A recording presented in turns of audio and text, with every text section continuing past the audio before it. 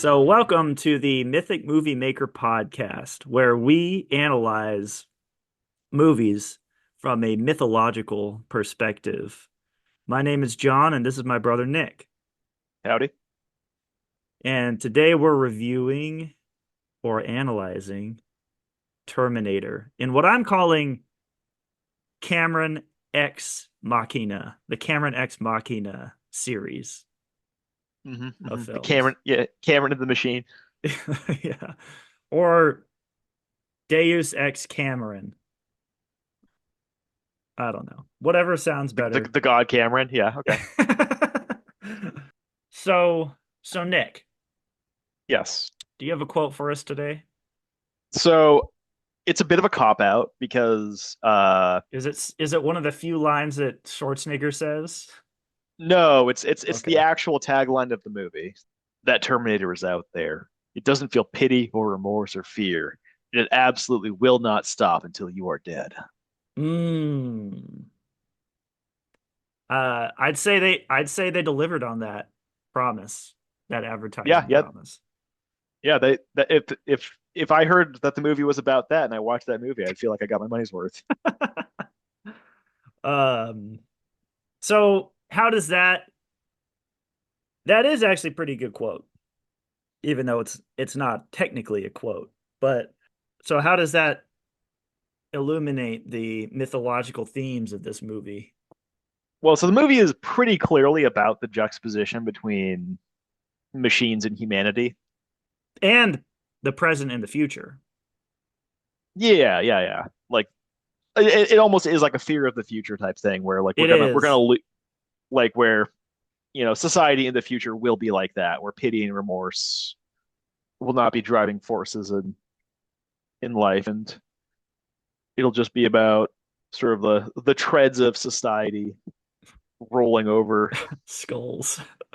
That's such a skulls. crazy Uh, that's such a crazy image. That's like, it's like what? Yeah. where did those, Why, yeah. why is there piles of skulls? Is Because it's cool. It is cool. It is a cool like the tank shreds going over piles of skulls was actually kind of a cool image. I think I've seen that in like five or six different parodies. So I think where this movie is the first one of our series, including Piranha, that is that very desperately and obviously wants to be about stuff. Yeah. So like That's kind of a, that is that a dig? um uh well it's just true. Okay. The immaculate conceived savior has the initials JC. Mm. Like it's just Oh. it. Yeah. Um, Mm. but like all like Tarantino, like the reviewing the Tarantino movies was a lot like sort of critique as an act of creativity. The raw material was there, but a lot of it was us kind of speculating and like massaging these themes out of the movie that were almost certainly not intended I in wouldn't most of the say Tarantino movies. I would say Tarantino had stuff to say, but he is very guarded about it. Yeah. In this movie, like when I said it was like it goes from like that where you can you can have this very interesting and reason and nuanced discussion on whether or not the rose is just a rose to what is essentially like writing a book report on Animal Farm, Hmm. where it's like, oh, these are the exact themes that the author wanted to convey, Hmm. and it's so clear that saying otherwise is just just inadequate critique. Yeah. Like this movie just simply is about the juxtaposition between uncaring machines and humanity. Hmm. It does kind of wear its heart on its sleeve, which is kind of admirable. Like Um, I'm not saying it's a bad thing. Like the example that I gave was was Animal Farm, which is one of mhm. the Yeah. the a It wants one of you the to most one of understand the most what it's saying. yeah, that's one of the most one of the most darling works of English literature, in the past 100 years. So Why is that? it's I'm not going to write a book report in Animal Farm right now. Okay. I would say just because it's so powerful. It does it with such power. Yeah, it gets its point across obviously, but with a big punch. It also can be so you can trace it to reality Mhm. so easily. Yeah, I think so I think that I think the imagery of the opening scene, like the opening scene of the movie with Arnie, mhm. is quite probably a good thing to touch on. The robot is a a naked man. Like it's just Born again. it's You're for sort of born again when you're going to the past. Yeah. yeah, very early on, although he kind of betrays himself to be a machine. I think this is what I think was one of the subtler things is uh Cameron will not be sort known as a subtle filmmaker in this yeah. in the throughout this. Yeah. But go He on. he has his moments. Yeah. I think the my favorite little touch is sort of the way that machines kind of have an affinity for oppression. Mm. Like Because if being oppressed or oppressing? oppressing, Oh, okay. so like so the first thing he does, like, okay, so when the Terminator goes in the path, the first thing he does essentially is bully some hoodlums. Mm-hmm. He, you know, all like the like Mm. the sort of thing that you could almost imagine an asshole cop doing, just showing up to these hoodlums and these people who are kind of the dregs of society and kicking them while they're down.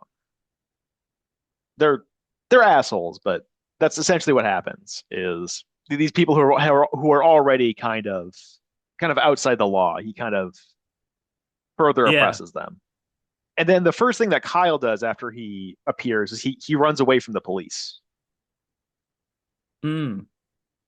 And Like he's so he is oppressed. He's kind of yeah. used to it. He's kind of used to running and hiding and scurrying away and finding the corners that yeah, and everything. Yeah. Meanwhile, the Terminator just shows up to where he wants to go, tells people to give him things, and then if they don't, he just kills them. Yeah. And he just pushes right through because he just pushes right through He because it doesn't like because there's he, no he he there. is the establishment. Yeah, Yeah. Yeah, you're right. And John Connor, when it or not John Connor, Kyle Reese, when it when it comes to that big moment at the end of the first act, which is so well done, the way that all these things, it's just great storytelling. All these yeah, things just are separate and then they all converge right at the perfect time. And you know, it all just it explodes in action. It's so good. The way that that's just from a storytelling perspective is done. yeah. Because this entire time, the Terminator was like flying under the radar, Hmm. A little sort bit. of yeah, sort of like making some effort to maintain his human facade, and then just like right here in the middle of a nightclub, Hmm. pulls his gun out and starts shooting at Sarah, Hmm. and you're like, holy shit, this is like he just does not care. He is like none of this matters to Hmm. him. The But what only thing is that matters is but what does Kyle Reese do? He waits until the very last moment to act. That is a good dynamic. Is like there's like the overlord dynamic versus the and there, in our times, we are the oppressors of the machines, and maybe that's what yeah, the machines are thinking and why they're why they're so violent in delivery in their fight against humans. Because we have oppressed them for hundreds of years. And I wonder if a machine would think that way of like the oppression that man has over time done on them. Well, yeah, like that's the topic of a Futurama episode played for Oh, comedy. really? Oh, I forgot Yeah, about that. where where Bender throws a martini glass on the ground, and then like a little chute opens up, and it's this tiny robot comes out to clean up the martini glass, hmm and then he points at it and says, "Would you send your children like that?" On the point of those hoodlums, they kind of bring a knife to a gunfight in a certain way because they like have knives. They like And they feel threateningly, they feel so confident. yeah, they feel powerful Yeah, against this guy because it's 3 on 1. They're all armed and he's not. But and what he's they don't, and they think he's on like he's completely out of his mind on drugs, yeah, yeah. And they still don't stab him until like he's already like killing them. dispatched with yeah until he's all, so they're like they're bad dudes, but they're also like still human and they're like I don't want to stab this guy for no reason, you know. Mhm. But they literally brought a knife to a gunfight because but even more it was even more asymmetrical than that because like basically Arnold is a gun. He is a human knife. And like that actually happens in the next movie. It's like Oh yeah, the where the bad guy turns into a knife. well Arnold like kills one of the guys by like shoving his hand through his chest. I know. Yeah. Yeah, yeah. And that So was like kind of a weird thing too because like I think he kills that guy by taking his heart out. And no, then no, he pulls his oh, hand out. And the hand's like super bloody, but he doesn't. He's not like holding the heart like oh. in Indiana Jones. Yeah. But Kyle Reese tells Sarah, he'll pull your heart out. He'll Oh tear your yeah, heart out. And I was like, maybe that's the machine's thing is oh yeah. there's a Like lot they're easier ways to kill people than pulling their hearts out, I think. But the the the symbology there. yeah, there's symbolism. Yeah, of Absolutely. Oh, this movie does have some really cringy dialogue scenes, though, I have to admit. Like the scene where they're like under a bridge and she's just like, "Tell me something." And he's like, "Okay, how about the whole plot backstory?" She's yeah. like, "Yeah, tell me more." Okay, here's some more backstory. I'm Kyle. I'm so tired. Tell me some exposition. Yeah, yeah, exactly. But, for what it is, it works. Yeah, For what it is, it works. They I think everyone's on board with no need to make this clever. Just get this information out because it is kind of yeah, cool information too. So yeah, yeah. Like it is. It's also it's you could actually probably get away with not having that. It is a little strange, like the whole thing of him being very clearly uh, that John Connor groomed this man, mhm, his to subordinate, be his father. to be his father. Well, I looked it up too because like in the 80s there was also Back to the Future, which shared like that was a much bigger part of that plot. But what movie do you think came out first? Oh, I don't even know. I think Back to the Future feels older, but I I couldn't thought the tell you. same thing. Back to the Future was 1985 and So Terminator one was year later. 1984. Yeah. So that must have been in the air, that whole because it is kind of Oedipal in a way. A little bit, like it is strange. It's a really weird like internal dialogue that you would have like to take this like picture of your mother that you've been holding on to for like 30 years and going to your subordinate and being like, here's my mother. Go back in time and have sex.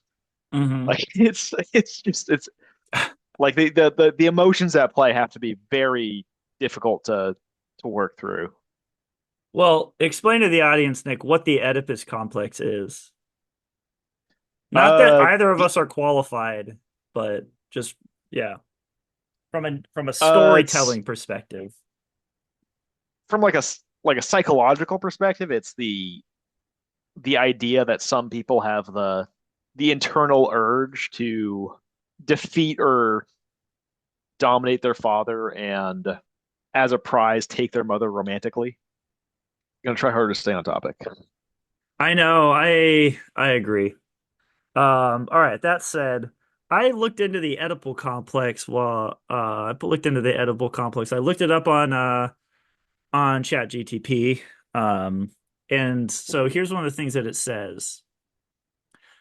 Freud theorized that the resolution of the Oedipus complex, where the child begins to identify with the same-sex parent and sees them as a role model rather than a rival, is crucial for a healthy psychological development.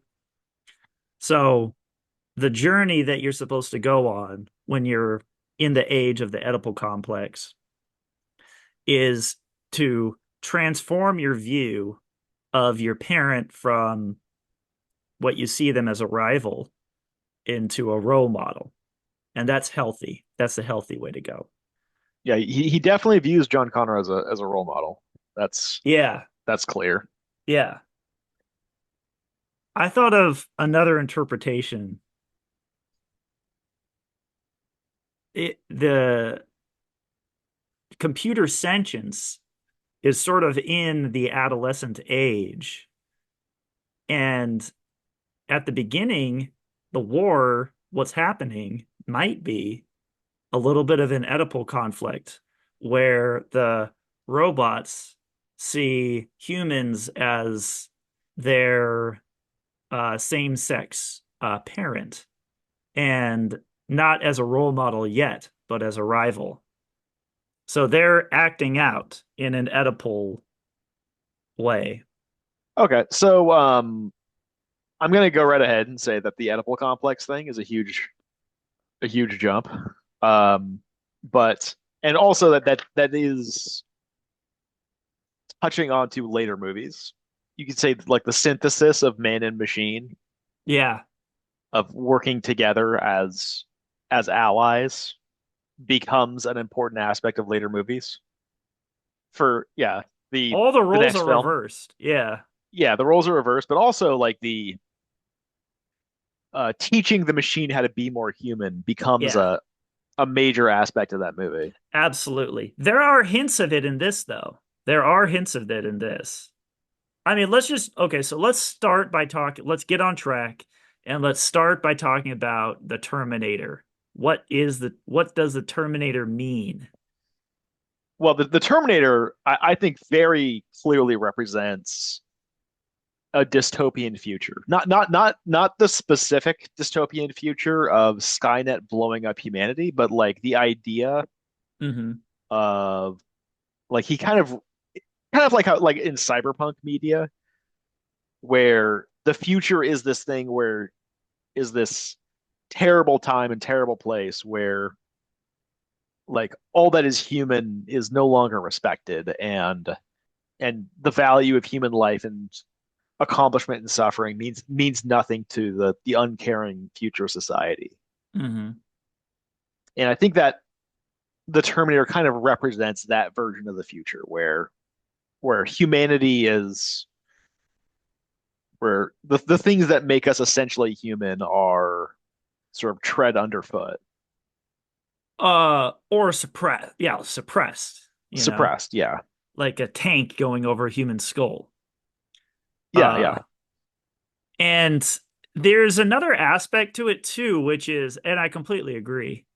There's another aspect to it too, which is sort of like the unstoppable characteristic of the future.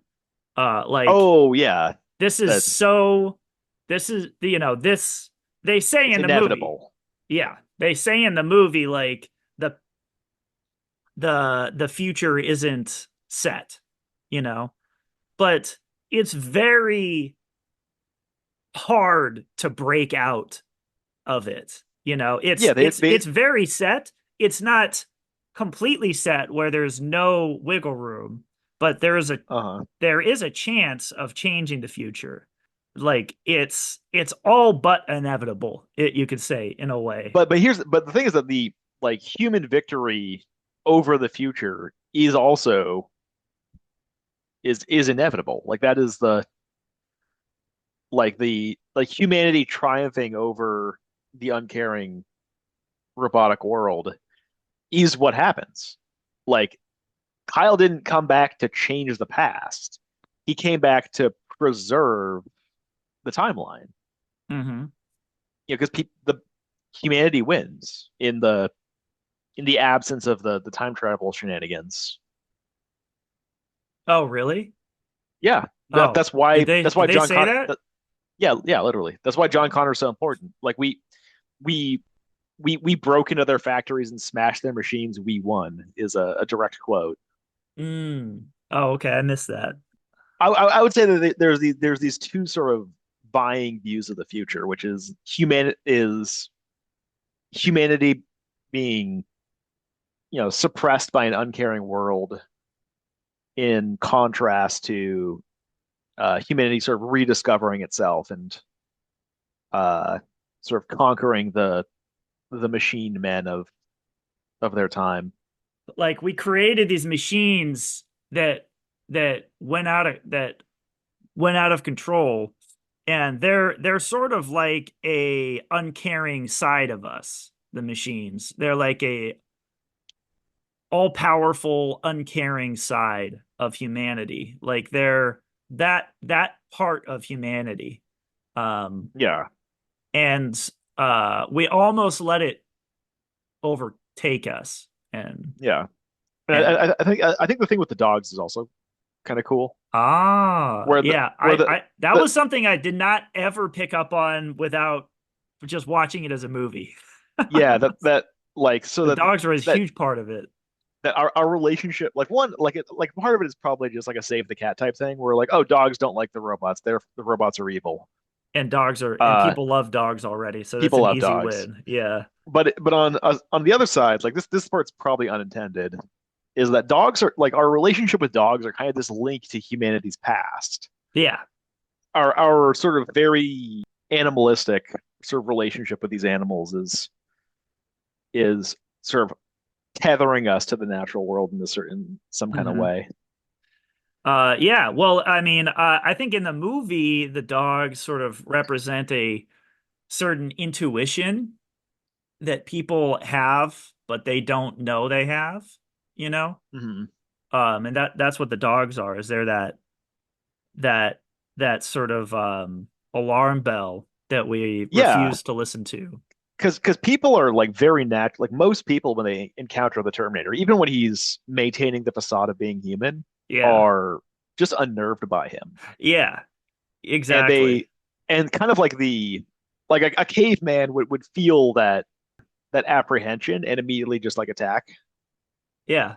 But like because of like civilization and how and the trappings of modern society, like if someone just like really rubs you the wrong way, even if your instincts are telling you that this is a monster, the nice thing, like the polite thing to do, the societally the Yeah, the the learned, the yeah, the social conditioned. thing to do is to Yeah. be like, oh, this guy's freaking me out, but like I'm just gonna get through this transaction with him and then leave him alone. Yeah, because if there was somebody that antisocial in a tribe, they would have to be kicked out because Yeah, that would be a huge problem. But in a city where you don't depend really on the other people around you, you just kind of like, oh yeah, well, it's like those kids, yeah.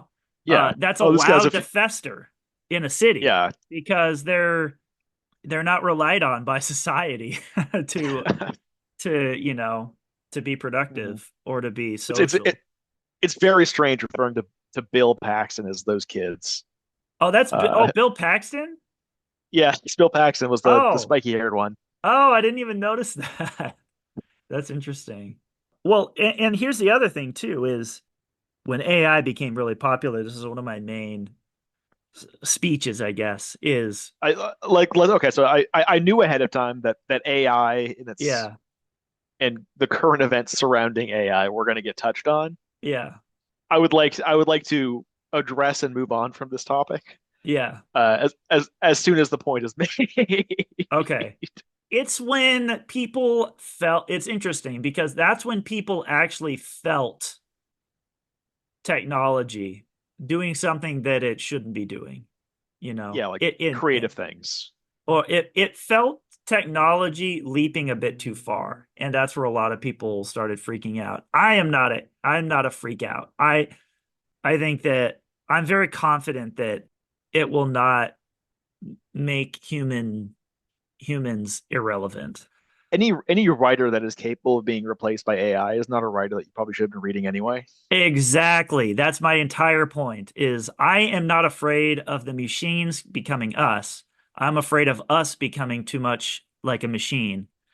And that's exactly the point that I was trying to get to, which is Arnold almost didn't seem that odd in LA in the 80s because so many people the Sarah Connor, she was doing this job that she hated. She was clearly terrible at. She was Like she was she clearly was terrible at it. Yeah. she was fully unsuited to be a waitress. I actually Yeah. have that as a note. Like like it's she is fated to not be a waitress Yeah. because she is unsuited to it. Uh-huh. And Yeah. a machine would do her job way better than her. Um, Well, she clearly her destiny is to be like the mother of the future almost. Like to sort of yeah. It's so too yeah, to regular. The being a yeah, waitress is too regular for someone with that kind of a destiny. yeah. And the machine Arnold didn't stand out because all the other people around are kind of machine-like in a modern society. And it kind of allowed him to get by because so many people have become machine-like. And that's really the true terror. It's Yeah. not Well, it's not about and that's what will allow the machines to take over when people become too machine-like and forget their humanity. Because um, a human a machine will always be a better machine and a calculator than a human. Like there's some very impressive fast calculator humans, and it is very impressive, but they're nowhere near how good a machine is at it. so Um, I Not think even I a know very exactly. good machine, Yeah. you I know? think I know where you're going with this. I think I think an illustrative example is the criminal psychiatrist where Yes. he is so inhumane. Yeah. Like what you would expect to be like the most humane people in the world would be Someone people who dealing with understands. Yeah. who understands people and deals with mental health. And he's just so callous. He is. He is like And laughing at how crazy he sounds. and very specifically, he lets Arnold into the police station. He opens the door for him. Yeah. Yep, Yeah. exactly. That is a huge. There's another scene. I am so glad that you brought that up because it's such a small moment. And he doesn't see Arnold. He turns his back and like doesn't But even what notice is him. he doing? But what is he doing when he turns his back? Why does he turn his back? Because he got a beep on his beeper. Oh yeah. The machine trick pulled his attention away so that it was allowed to sneak in. Because that guy, like you said, the guy that should be the most intuitive Yeah. was the worst at it in sort of like a Fahrenheit 451 thing, where it's like the firemen are the ones that are doing the starting the fires. He Yeah, was the like worst at it's it. it was funny that the he was laughing about the things that Kyle was saying like on the TV and the cops had to turn it off. Yeah, exactly. Yeah. It was Yeah, Yeah, because he didn't even realize that him it was saying upsetting. that it would The be yeah, like upsetting to, yeah, to Sarah Connor to hear the part about her heart getting ripped out. But yeah, that's an extremely good point. So we've talked about Arnold, yeah. and there was another thing I wanted to say about him is that he did have it was sort of like a very No Country for Old Men, Anton Chigurh type I performance. would I would say I would be very surprised if Antoine Chigurh was not at least a little bit Oh yeah. inspired Oh yeah. by the Terminator. I was thinking that too. To the point where it's like, oh, they kind of ripped off the Terminator, you Yeah. know? Because not like it's also that movie starts out Well, in like there's all these people in different places that kind of converge over this money bag. yeah. It's And also like funny that like even visually, like Antoine Chigurh gets into a car accident and then casually walks off with a limp, yeah, just yeah. just Where like just like his Arnold. bone is sticking out just like Arnold's they're not bone, I guess a rod, like broken rods So and yeah, stuff. okay. Yeah, we don't need to go into the design of the robot just yet, but I have some words about that.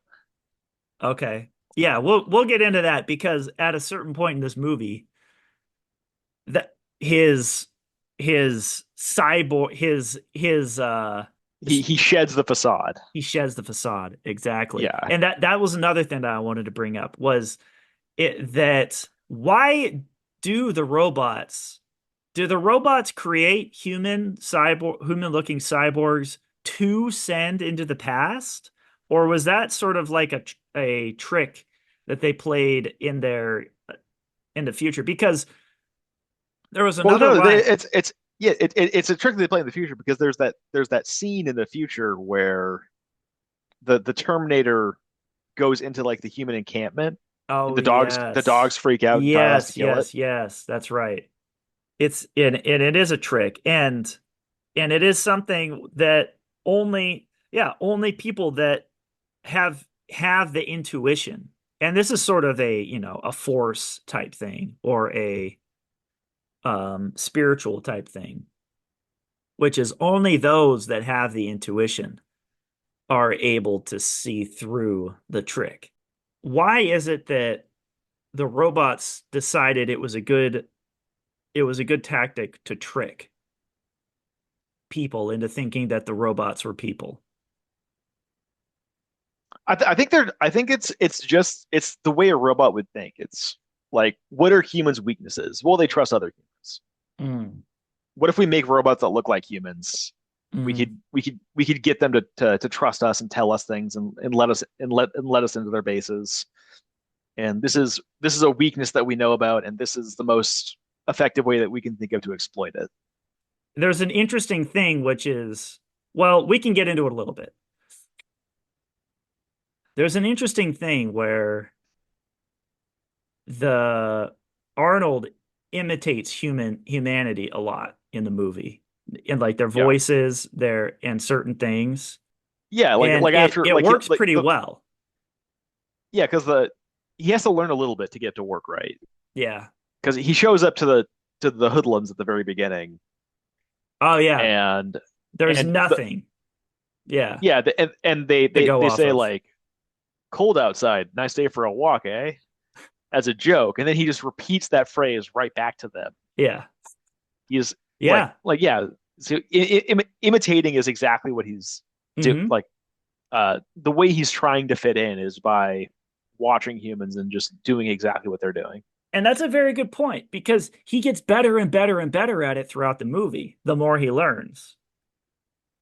Yeah, But like he even like later on the janitor like knocks on his door and yells at him about the smell, and his response is like like you can see his perspective, and his robot vision has a number of responses that he can reply with, and like the one that he selects is option C, fuck you, asshole. but here's the interesting thing, Nick. Don't humans also imitate? Uh, But yeah, that's typically how Like, humans yeah, learn how to be people. exactly. We learn how to be people by imitating. And like ch little children will imitate things that are said. They have no idea what they're doing. They're just practicing being human. Yeah, You know? and like not to get too deep into the next movie, but that's how Oh yeah, the that's robot, huge. It's a huge part of the next movie. yeah, is the robot imitating a a human to learn to be more like him. Hmm. But and that just goes to show, how robots, like we've already proved how how Cameron was trying to say that the robot was going through an Oedipus complex. I mean, it's pretty clear. And Yeah, yeah, that's not a jump at all. and it would, before that, but before that, like is also showing that the robot is in that very childlike baby almost stage where it just purely imitating the adults. And Yeah, so yeah, the like robot is becoming more like it's it's kind of like you said, it's being reborn and then becomes like by the end of it, are you okay? yeah, yeah, I'm good. Yeah, so like it is like the robot is birthed and then sort of like you're right, is like a baby in that first scene with the hoodlums. Yeah, and then It's like if you track him all the way to the end, he kind of has an entire life cycle. he yeah, he yeah, like he almost starts to sort of become sort of old and infirm in a sort of way. Like Yeah, yeah. he's becoming sort of decrepit, kind of. Eventually, Yeah, yeah, is crushed yeah, by a giant crusher a pneumatic plunge. press. The way that Yeah, we the way that we're well, all gonna go. yeah, yeah, we're exactly. It's it's very strange that it's basically brushing her cheek as it dies. But I want to get Yeah, into that. That's such an important scene that I want to get into it later. But so yeah. We what may have I'm spoiled the fact that the robot dies. yeah, Sarah Connor is also imitating in this movie. She's imitating her own legend. And they make explicitly this case in the movie, which is she's like, huh, some kind of a legend, huh? I keep crying and stuff. But she's going through her own transformation as the robot is. The robot technology causes her to go to make this transformation. It's like the end of 2001. It's like where Hal forces the astronaut to become a higher level, a higher version of himself. She's sort of pushed to become this legend, and Well, she's the sort of like imitating what she thinks a legendary person does, and she's very bad at it at first. But she is sort of like imitating this legend until she can actually become it, you know, and yeah, she does become it uh, in the second movie. yeah, like she's upon learning the fact that she's going to raise the savior of humanity, starts immediately setting herself upon that task. Hmm. Like she starts learning how to make pipe bombs from Kyle. She starts asking about like what women from the future are like, Yeah, and asks like what John Connor is like, so she could yeah. more effectively. She's trying to, yeah, exactly, more effectively become a legend. Now that we're on the subject of Sarah Connor, do you have any thoughts about her? Initial thoughts Uh, about her? there is a very monomyth aspect to her, Mm. like very like like fate has called her to this task in Mm. a very mythological sort of way where she like yeah like it had like it's been a while since I've looked at the topic, but like there's the call to greatness. She attempts to refuse the call. Oh Uh, yeah, that's she true. can she can never go back to her sort of provincial life. Hmm. The She's die like is cast. like she's kind of like set upon the heroic path. There's two other things I wanted to bring up about her. The first is, do you remember what her original pet was? The iguana? Yeah, it's this lizard.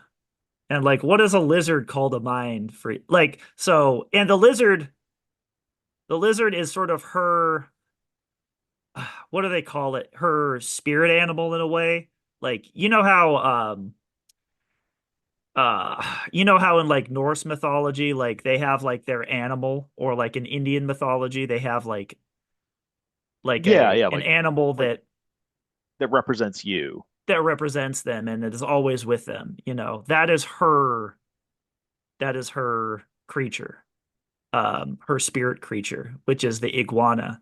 And an iguana is sort of this reptilian, basic, fundamental, unformed, unsocial, form of a creature. Yeah, and it does seem like in the same way that she's bad at being a waitress, she's just kind of bad at being a normal member of social society. Like she's like her boyfriend or the guy dating her or whatever like stands her up and it and she's obviously upset by that, but doesn't seem to be all that surprised. It seems like this is very typical behavior for this guy. Yeah. And then what does she say after that? The lizard loves me. Oh yeah. You love me, don't you? And she grabs it and it's forced to like um Yeah, it's not even showing affection. It's just kind of like it's hissing at her. just yeah. It's like uh and so like that kind of does represent her. Like she is kind of unformed and cold in a way. And then that creature, she gets an upgrade, and then that becomes a dog, which is like this Oh, very social being and mhm. is highly intuitive. Um and by the end, like she's with the dog in the back seat. Yeah. And that like it kind of that becomes her transformed legendary spirit animal. Yeah, yeah, the and it's always a German Shepherd. If there's Yeah, a it dog in is. this movie, it's a German Shepherd. Well, there was even at the beginning I noticed there was even like a Pomeranian that was like in the yard as Arnold was going by. Oh, And that was yeah, a and it was little yapping at him. yeah, and that was a little I think that was even before they explained the dog thing. Like in a way, she does get a little bit more human. Although I think a more accurate way of saying it is that she kind of like finds purpose. Yeah, which is a human thing, although I guess humans have to find it. Machines are designed Yeah, yeah. with purpose built in. Yeah, the Terminator's purpose was quite clear from the start. Yeah. He's basically, yeah. Remember they were talking about the hunter killers? And Yeah. that's basically what he is. He's just a very advanced hunter killer. Hmm. I feel like she was inhuman in a different way than, I guess that's what I was trying to get at. She was inhuman in a different way than Arnold is inhuman, or even Kyle is inhuman, in that she was almost too she wasn't even developed. She was at a state of pre-development for being So human. okay, so She was a reptile version of human. so there's like it's kind of the difference between like science fiction and fantasy. Like I have a in definition for it. I know the definition. Okay. But In like my just the way. definition, or No, it's not. No, so it's like how humanity is portrayed. It's not okay. like it's not. I'm not defining terms here. Okay. So it's like what makes humans human is in a fantasy story is their more is their sentience. It's their more it's the more robotic parts of them, the tool users, the thing builders, the thing those are the things that separate humanity from typically the wilds, Hmm. you know. In And like in a lot fantasy. of in fantasy, and then in a Hmm. lot of like science fiction stories, like what makes humanity is their more animalistic side, their emotions, Hmm. their passions, their so like this being a scientific or a science fiction story, like it tends to view humanity as robots are cold and uncaring, and what makes humans human is the fact that they're emotional and passionate and they care. So if you were Yeah. like like put humans on this weird continuum between being an animal and being a robot, Hmm. Yeah, and exactly. Exactly. Yeah, that yeah, I see it the same way. yeah, and I think you were kind of touching on that with the lizard brain thing where she kind of needs to evolve a little bit more, but then stop before turning into a robot. Exactly. Yeah. Yeah. And that's a hard thing to navigate because it is because this is what myths talk about. Like they talk about the immaterial parts of being human. Like Hmm. obviously we notice that when someone is literally a child and when someone is, a teenager and then an adult and then someone's old. But it's dealing with like the mental psychological state of being a human. Yeah, yeah. Like as you grow over time and eventually come to face that pneumatic press. The great pneumatic press, yeah, Yeah, that we'll all face someday. someday. It's just destiny. It's just natural. It's slowly pressing down as we speak. Yeah, it is always. Yeah. And that's why in some religions, people do worship pneumatic presses, like in some parts of the world, you know, because there it is that It's, like okay, so like as are we doing this as a metaphor for death, or are we just literally pneumatic presses? yeah, literally. Pneumatic press videos are very popular on YouTube. They are. But so yeah, like Sarah is kind of like evolving and like over the course of the movie, and she does seem to be becoming in a sense more mature, Yeah. eventually kind of like culminating in motherhood. Yeah.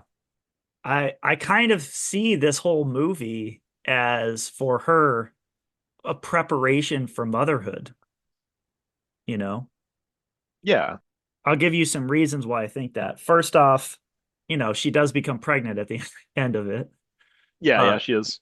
you kind of have to grow up. You kind of have to grow up and grow out of like she was going to the club and stuff and she was unable to find like a suitable like a respectable mate at the beginning and Yeah, yeah. Like the guy that she was dating was like, oh, just because he has a Porsche doesn't mean yeah, he's the right guy for you. she was going after that, and Yeah, part of being a mother too and part of being a parent but is to have a view towards the future, you yeah. know. Have a vision of the adult your child's going to grow up to be. Exactly, exactly. And Yeah, that was one of the that was one of the my favorite lines of the movie.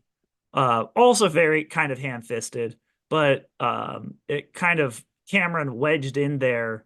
I forget what she was even referring to. But something bad was happening as being a waiter. And do you remember what the other her friend said? so something along the lines of like, oh, don't worry about it. You're going to die someday. Well, yeah, that's. She said in 100 years, nobody's going to care. Oh yeah, yeah, yeah. Or I believe that. in 100 So years, something who's along going to those lines, care? yeah. Yeah. Yeah. And so it's like that is they are people that are very in the present of their present moment in their lives, and they don't have any vision of the future. They actually have kind of a disrespect for the future, but the future hits her really hard, and she's sort of forced to reckon with, okay, what am I, who am I, like what is my purpose here, like you said, she's sort of hit with those questions. The future literally hits her. Yeah. With a And car. yeah, there was also another thing too, which is something our favorite character, the criminal psychologist, said, which is like, huh, yeah, it's kind of like a reverse abortion, right?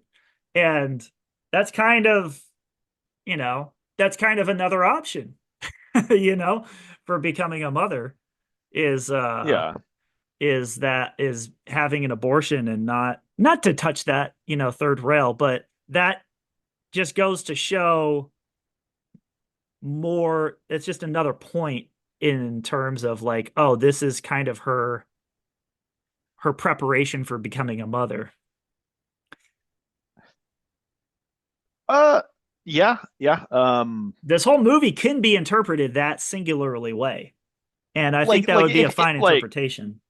I feel like it would be a very strange interpretation, but you could theoretically make an argument that the Terminator is an allegory. The Terminator itself is an allegory for abortion.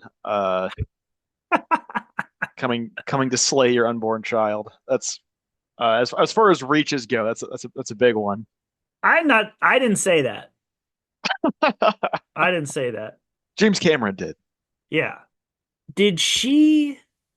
So remember, Kyle and her slept overnight in that culvert sort of thing Yeah, under that bridge. Yeah. under that bridge. And then I was trying to I was trying to look up what exact, but I have to watch like 2 minutes of ads to get to it. So I just decided to just bring it up. Unprepared, but so they fell asleep, and and then it became morning. And then he asked her like about like, oh, what did you dream? And she said, yeah, I saw like robots or something, or I saw, basically it implied that she was saw into the future, that like her dream was of the future. Did you pick up on that? Um, I got the impression that that was like a joke, Oh, okay. that she was just like, oh, wait a minute. Oh, while they were asleep is when the flashback to the future happens. Yeah. And like with the burning picture of, that's probably what he was dreaming about. No. So are you looking at it right now? Yeah, I've got it. Let me See let me if see if you I can could find pull the. it up, because right after that, I feel like she said something like, oh, I saw this, and it was Oh, of the future. oh no, no. She says I was dreaming about dogs. I was dreaming about dogs. And the Yeah, dogs were in, that was the scene where the dogs noticed. alerted the people. Yeah. Yeah, So she sort of had this weird premonition of the future. And yeah, but also like just uh like we were talking about earlier about like dogs being a an anchor to our more primal past. mhm. Uh, Or to our intuition. yeah, to our intuition. You know, uh she's waking up to from being a lizard to to, to becoming a dog person. But one day that'll happen to us. Well, we'll be talking. And it's kind of funny too, because when people get like are thinking about having a kid, they usually get a dog. Yeah, yeah. So, Common trope of humanity. mm. Do you want to talk about Kyle? Do you have anything? Did you find him interesting? uh, Kyle doesn't seem to be as much of a character in his own right as like what he represents to Sarah. Hmm. I saw him as kind of a prophet. Yeah, yeah. He does kind of have that Cassandra element to him where he's sort of warning the police about like the future and how robots are going to take over, and they're like, ah, get a load of this guy, Yeah. you know. I've seen some paranoid delusions in my day. He is kind of strangely enough like the ideal man, How and kind so? of uh like he's like he's generous and protective and confident. And encouraging. Yeah, and it's very very clearly supposed to be like a role model for how she's gonna raise John. I do. What do you think of this? He inserts the future into her. Uh, I wish there was a less crass way of saying that. But he does it spiritually and he does it materially. He does present her with the information she's gonna need to like even if like he they didn't conceive the child together, like she probably would not have raised John to be a savior and a leader without Kyle's Example. example. Not even example, just his just the information that of who John's supposed to be. Hmm. And it is like Kyle does die, Yeah, you know, but he also lives on. So he has sort of a mythological role as well. Because like his everything about him lives on through Sarah. yeah, like his lessons get imparted to Sarah through him teaching her how to be a warrior, and sort of his, he gets a sort of immortality via your children, which is kind of a trope. Like he achieves immortality, Yeah. which is another sort of transcendent quality, that you Mhm. see. But I could tell that you want to move on. I like how like after the first time he cuts open his arm to show his Arnold, internal components. Yeah. yeah, Whenever he's in that hotel room, he's moving like a robot. Like he very like moving his head in like 90-degree angles, and just very very clearly behaving not like a human. yeah, because he doesn't need to. That operation is not useful.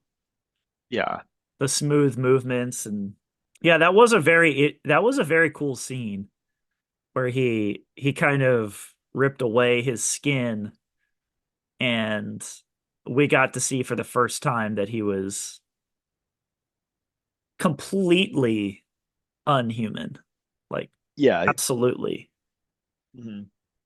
And inhuman. like that imagery of essentially being a metal skeleton with glowing red eyes Mhm. has been reused so many times to Well, yeah, I show like mean, an evil robot. at first you think though that he's going to like fix his cut, and then he cuts deeper and deeper through the cut to fix his machine part. Yeah. you know so I thought that was cool. And there's also, what do you make of like him having to constantly hide his robot nature, like, because like, yeah, the eye gets torn off, and then so he has to put glasses on, so like Mhm. he's always like hiding. He's all with every bit that he's with every bit of robotness that's revealed in him, he always keeps putting something on to hide it. The big sunglasses are kind of a But that's kind of a trope of like authority and oppression. mm, Like if you want to show that you're if you have a cop and you want to show that cop is one of the bad ones, then you put him in big black sunglasses. Yeah. Well, you cover the most important part of peering into somebody, which is their eyes, you know? So it Yeah. kind of makes them inhuman. That's Yeah, probably why it's it's a trope. yeah. So he's kind of like, he's covering up the fact that he can no longer pass for human as, by yeah. Yeah, and the whole time Kyle is trying to reveal his robot nature and trying to reveal this horrible underbelly that's coming, in the Yeah. future. And he's like, every time he shoots at Arnold, he knows he's not going to kill it, but he's sort of, in a sense, revealing, Uncovering. Yeah. uncovering him. Yeah. And Yeah, and eventually he makes like he goes all the way it goes all the with way. the big gas explosion that melts off all the remaining human parts to show the the metal skeleton with the glowing red eyes. Yeah. Yeah. It's fully everyone can see now. Yeah. There's nothing And left to hide. And that yeah, kind you of you you, you can no longer pretend. you can no longer pretend, yeah. Yeah. And you can no longer pretend that this is something that is good. Yeah. you know, because that's what the human skin did for him is it gave him the benefit of the doubt with people. Like it Yeah. appealed to our trusting nature.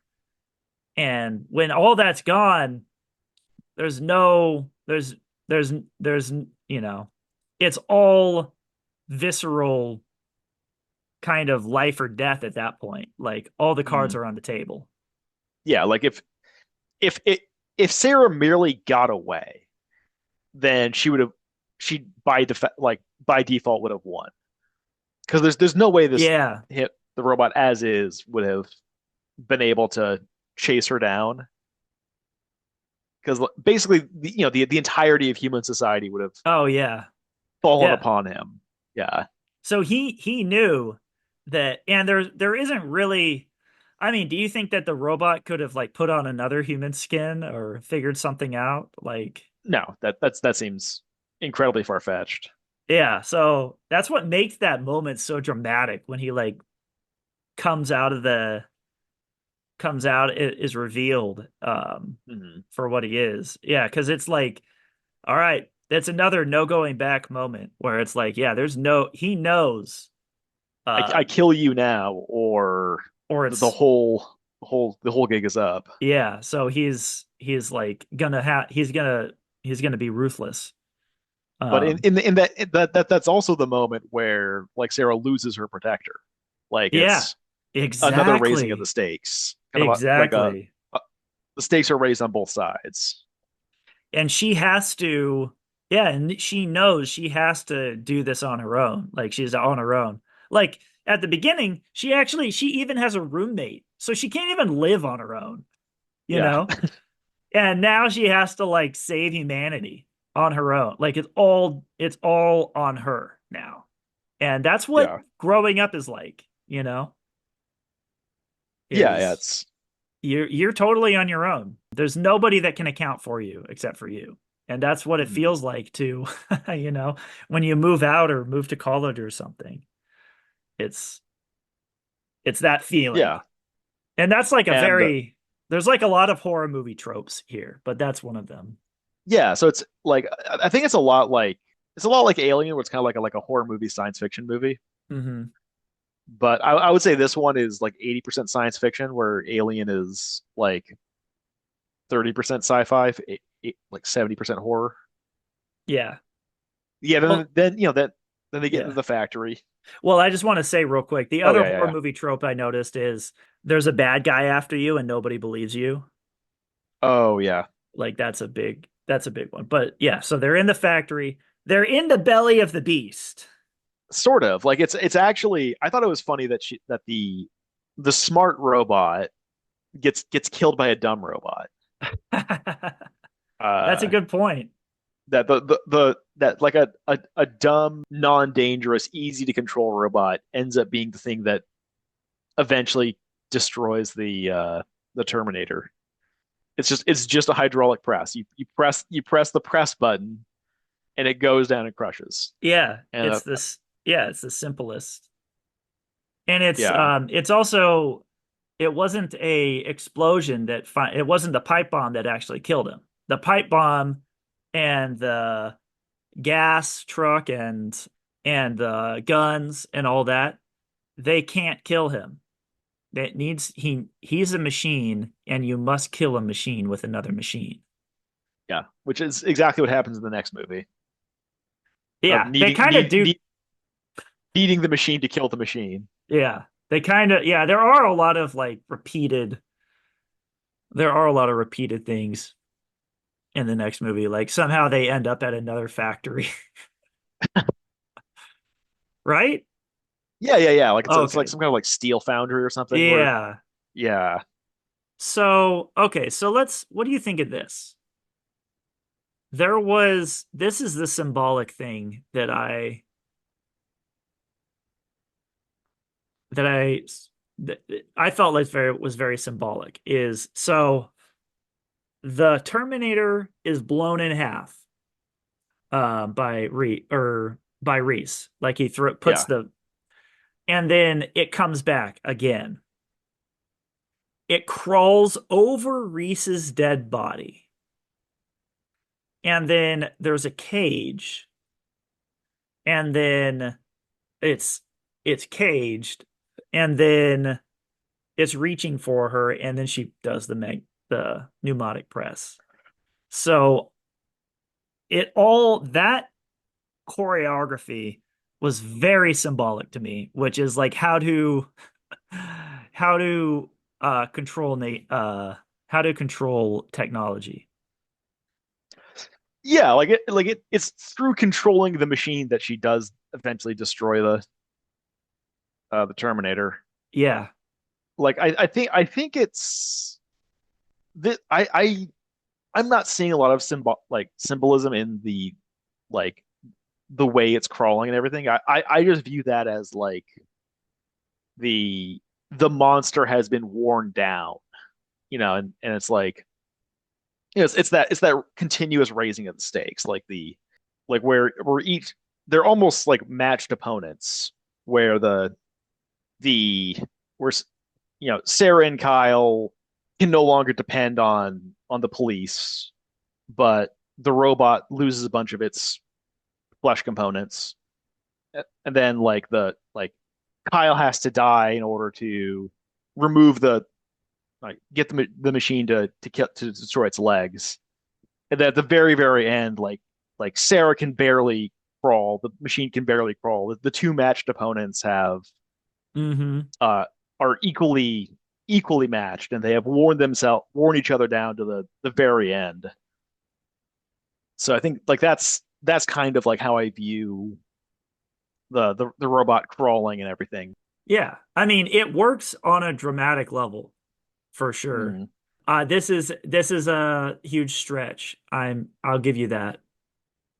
But the way I see it is if you look at the like humans the story of humans and technology, it goes the technology has crawled over Kyle Reese. Technology has overcome humanity. And then we try to cage it. We try to contain it, and it's still it doesn't work because it still pushes through. It's unstoppable. It pushes through the cage. And then, like you said, and I didn't even pick up on that, it's the fact that she takes control and she stops running away and trying to prevent it from going forward. She takes control of the technology to contain it. You can't just with technology, it's the dumbest thing to just be like, we have to stop producing technology. That's never going to Mm. work. We have to halt progress on technology. That just doesn't work. It's just a law of nature almost that technology will always progress. Yeah, When given the right, circumstances, or given the right resources. yeah. She like I said, she does. Well, so Uh, so she ran away. She tried to cage it. None of those worked. And then so she took control and she destroyed it. yeah, like you like uh using technology to sort of solve your problems, Yeah, like it's to using the technology for human's sake. yeah, not letting the robots the robot run rampant. Yeah, I'm looking at my notes. I don't really have anything left. We I covered think all that. I had a lot yeah, I think left, but we covered them all really quickly. yeah, I think I've covered everything that I wanted to cover. All right. Well, and that Yeah. was the Mythic Movie Maker podcast. Mhm. Kyle, For I think Kyle doesn't really get a lot of respect in the mythology of he is fully Terminator. he's totally forgotten. Like he's but also okay, so like just like I feel like it's kind of disrespecting the first movie to even have the second movie. Because How like so? well, because like the whole point of it is that like he came back in time to preserve the timeline where like they didn't even try to prevent Skynet from becoming a thing. There's like no, we know that in the future where Skynet takes over humanity, we know that humans win, and we're willing to risk anything to have that at least happen at the very end. And then like in future movies, they're like, well, we just stop Skynet. Yeah, Like, we did it. We did it again. yeah. Well, that is like goes into like one of the things that I thought was like a really funny quote, like a really funny bad sci-fi movie thing, which is like they were kind of pressing him about the time machine, and he's like, Oh, I didn't build the damn thing.